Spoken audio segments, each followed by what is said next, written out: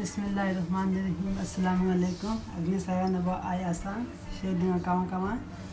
Satu biji ambil bawang Holland, satu biji tomato, satu genggam daun kesum, 5 kantan, 1 cup asam jawa, 5 biji cili merah, 5 biji cili padi, 1 cemca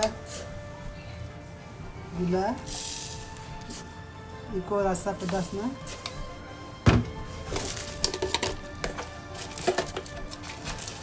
Satu cemca makan belacan. Belacan saya fry dulu na. 1 teaspoon penuh pula macam garam. Kalau bawa perasa pun boleh sikit aja, jangan bawa banyak, sikit saja. Sikit ni aja.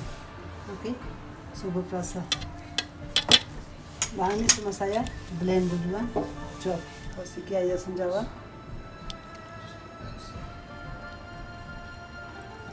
Okey, cukup.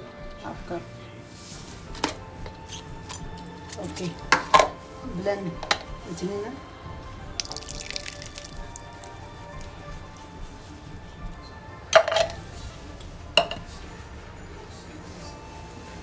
Nanti asam jawa rasa dulu baru tambah lagi. Masukkan kita masala, bawang, tomato, daun kesum, bunga apa. Okey, mix.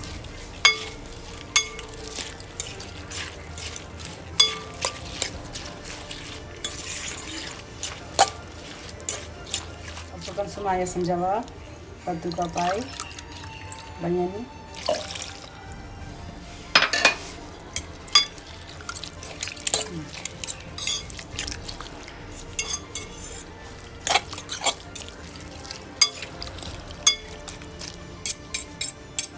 Goreng telur, panaskan panas nasi, makan dengan asam cukup dah.